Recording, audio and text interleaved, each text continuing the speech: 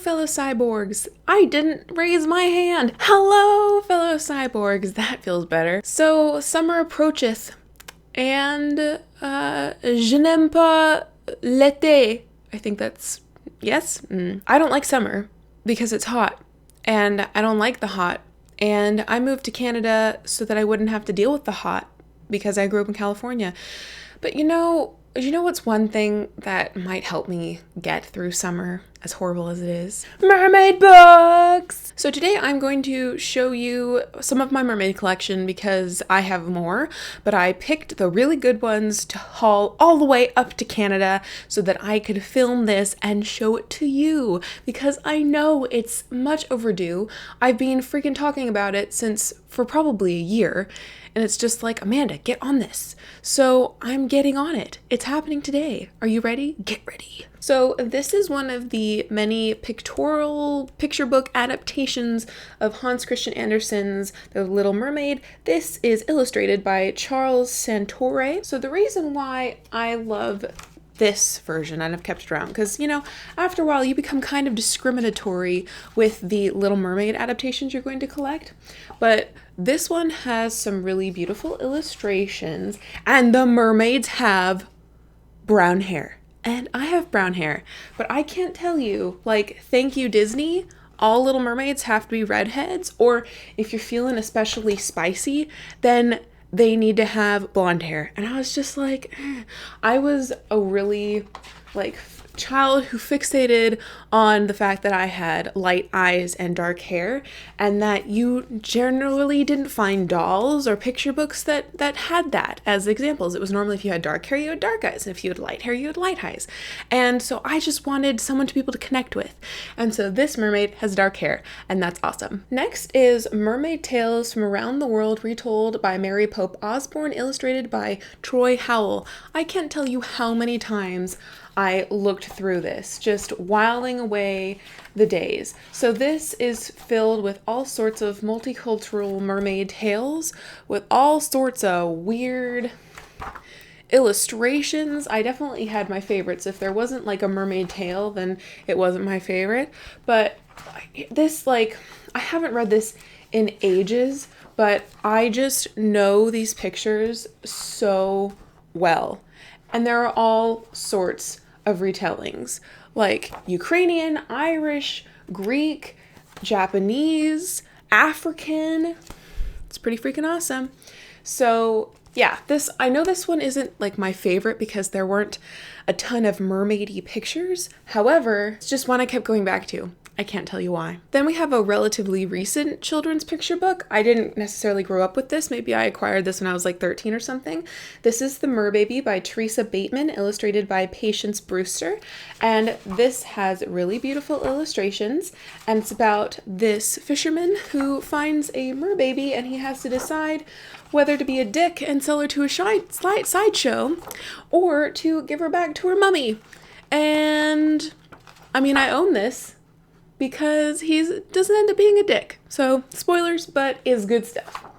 So yeah, really interesting illustrations and an interesting story because there aren't a lot of stories about merbabies. Either it's this world where all the mermaids are children, or it's adult mermaid world and you don't see kids. So this was a nice, you get a combo. You get adults and merbabies. You get to see the circle of life. Here's another Hans Christian Andersen Little Mermaid retelling. This is illustrated by Chihiro Iwasaki. And it's these really, it's adapted by Anthea Bell. And I kept this around because it's got really interesting watercolor, sketchy sort of illustrations. And the mermaid is it's odd. And I've kept it because it has such odd depictions of the mermaid and a really interesting use of watercolor. This thing is coming apart, poor dear. Then I also have here Sea Tale by Gail E. Haley, and the reason why this one's interesting is because this mermaid, let me see if I can find her.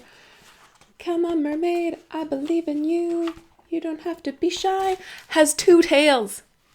So she's got legs that's got scales and fish's fins at the end. And that just and like surprised me to no end of seeing just like another way that mermaids could be.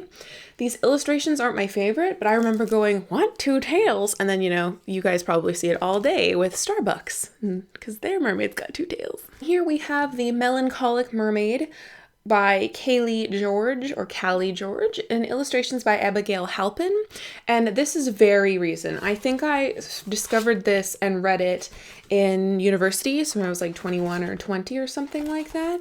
And this is a lovely story about a mermaid with a defect and how she's all fine with it, but then, the kids rankle her and she does something stupid and she, spoilers, ends up in a sideshow, but then at this sideshow is like this frog boy, kind of, like, he's got webbed hands. I think they call him Frog Boy. Yeah, Freddy the Frog Boy. And he then, through the power of friendship, helps our little mermaid. And it's got really beautiful illustrations. I really loved them. And I also really loved the story. So new edition, but a fave. Now we're getting to the chapter books and like other weird things.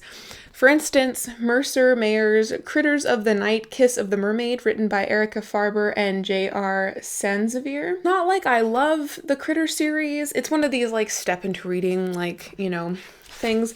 But it has mermaids, and I don't even know how I found it. I don't know who the Critter of the Night family is, but this has mermaids, and so I read it. And I keep it because it's weird and cool, and I haven't read this in ages. But yeah, little like animal mermaid things.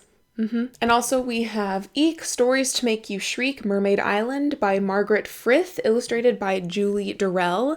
This I really liked because it's a bit of a mystery, but the story is still engaging. She's got this friend who's all mysterious and loves the water, but she can't go in the water, and she eats weird things, and what's going on? Spoilers, mermaids is going on. So yeah, this one doesn't have as many mermaids, but I really loved this story. Yet again, another weird one. We've got 20,000 Baseball Cards Under the Sea by John Bueller and Susan Shade. This is another story about this kid who loves baseball cards, and his grandpa happens to, have a submarine, like you do, and then when they go into the water, they may or may not see mermaids. So there you go. This is a very special one. This is Storytime Books by McClanahan Book Company Incorporated. It's called The Littlest Mermaid, and it is by John T. Stapleton, pictures by Ruth J. Flanagan. So this is so old and battered. I don't know if you can tell. It's all wrinkled and creased. But this is a book I remember reading over and over again when I was a wee little one. Maybe I wasn't reading it, but I was definitely looking at the pictures. And so this is yet again one of those stories about like a mermaid who's different and how she has to overcome adversity, and she's just nice, and eventually people learn that they're being dicks and they should be colorblind. So yeah, this I think I love these illustrations a lot. I also was the sort of kid who wanted to be challenged to not judge people, because people constantly judged me because I was fat and I had a huge big ugly scar on my leg, and that's the first thing people saw about me. So all throughout my life I was just like, I would be her friend, and so I loved stories that would kind of reinforce what a kind person I am, in essence. And this is definitely one of those stories, but I just love this so much. It's just so good. There's like, I don't know why I love this so much. Those were my grown-up explanations, but I have no idea why I love this story so much, but I did, and I do. Here we have a really interesting special little thing. It's called Aurora, Santa Catalina Island by R.D.W. And this is an independent, organic, handmade book from Santa Catalina Island, which is off the coast of California, and it's one of my favorite places to vacation. I vacationed there probably 5 times. It's this teeny tiny small little island, but it was an affordable, fun swimming vacation that my parents took me to a lot. And I read this when I got it in 2013 after I visited the island again, and I read it, and I can't tell you what it's about. I forget, but It's like a mermaid. It takes place in 1861. It's this like dinky little thing, and it's a mermaid book. It's Santa Catalina Island, just based. It seeped through, and yeah, so it's part of the collection. I need to reread this one because I don't remember really what it's about, but yeah, this is one of the newest additions to my collection. And finally, we have to date the best mermaid novel that I have read, which is Serena by Donna Jo Napoli. And I read this, do I have a thing? I don't have a thing. Maybe when I was 10, maybe like 2000, 2001, something like that. And this is a chapter book about mermaids. She's the protagonist, and it takes place during like ancient Greece. And it plays with the mermaid mythology a little bit, like it plays with sirens and stuff. But it was just like a fully fleshed out book. Like most of those mermaid stories that you just saw are these dinky little stories. The mermaid mythology isn't that big. You know, it's like they could have been children, but they happen to live under the sea sometimes. But this one I remember being like distinctly set within its world building, within its historical context, and had like fully fleshed out characters and storyline. I haven't read this probably since I originally read it, but so far I've not been as impressed with any other like full length mermaid book. So yeah, Serena by Donna Jo Napoli. Before I go, I wanted to show you this. This is the story of Captain Nash and the Water Wing by Amanda Center, and I wrote this in 2002 when I was 12. So I will link down below and the unlisted video of me reading this and talking to you about it, because that's going to happen, but I'm not going to put it on my main channel for all to see and comment on. So if you are watching this and you want to see me read this aloud and you want to hear about what 12-year-old me was writing with mermaid books, and then go down below and find the link and click on it and watch to your heart's content. Now, before we go, I do have some books that I need to show you that I haven't read yet, but I do own, and they have mermaids in them. I'm filming this way in advance, so I may have already read this by the time you're seeing this, but right now, today is the 9th of April, and I haven't read this. This is Lorelei by Laura Dockrill, The Extraordinary Mermaid in an Ordinary Town, and I'm going to be buddy reading this, or I have already buddy read this, with Acacia Ives. And this is a YA, mermaid, sassy pirates, grungy, English beach sort of book. Laura Dockrill is first a poet, and I don't really know what to expect with this, but I'll be reading it, or I will have already read it. We'll just have to see. I also have Wet Magic by E. Nesbit. I was recommended this when I was 13 by a friend in my computer science class, and I'm pretty sure that I ordered it on Amazon like immediately after that, but I still haven't read it, so yay, go me, 13 years and I haven't read this book. There are some worse books on my shelves. I think it's about kids who put on mermaid tails and hang out with mermaids. I have no clue, and I kind of want to go into it blind. E. Nesbit, though, is a really famous English, I think, writer. I think she did like 5 Children in It. Well, she wrote The Railway Children and other stuff.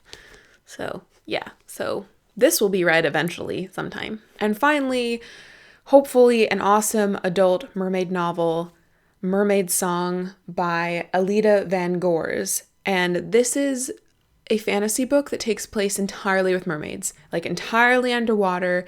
There are no landlubbers, it's just mermaids.